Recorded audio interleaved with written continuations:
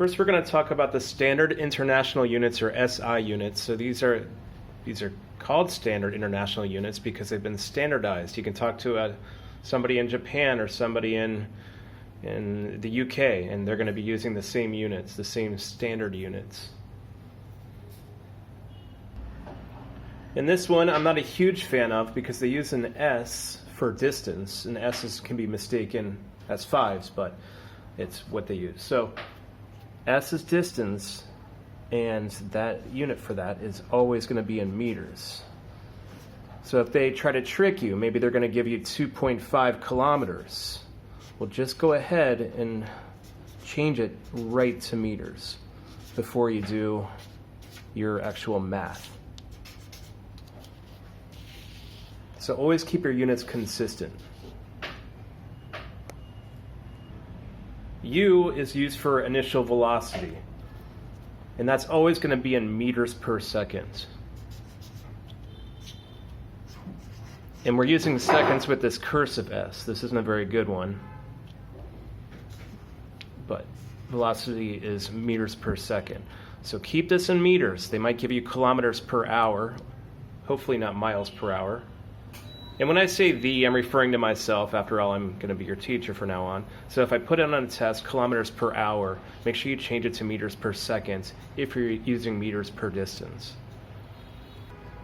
So if they tell you that U is 25 kilometers per hour and you're using meters for distance, then to make it consistent, you can convert it to meters per second. So for 1 kilometer, I have 1,000 meters,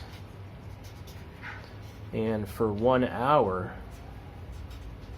we have 3,600 seconds. And here are the units that you would wind up with. I said units, I mean the value. So 125 meters over 18 seconds. And V is velocity after a certain amount of time, and I'll give you an example to help illustrate what that actually means. And that's also used in meters per second. As you probably already gathered, T is for time, and we're going to use seconds for that. Acceleration gets a little bit confusing, and that's used with A.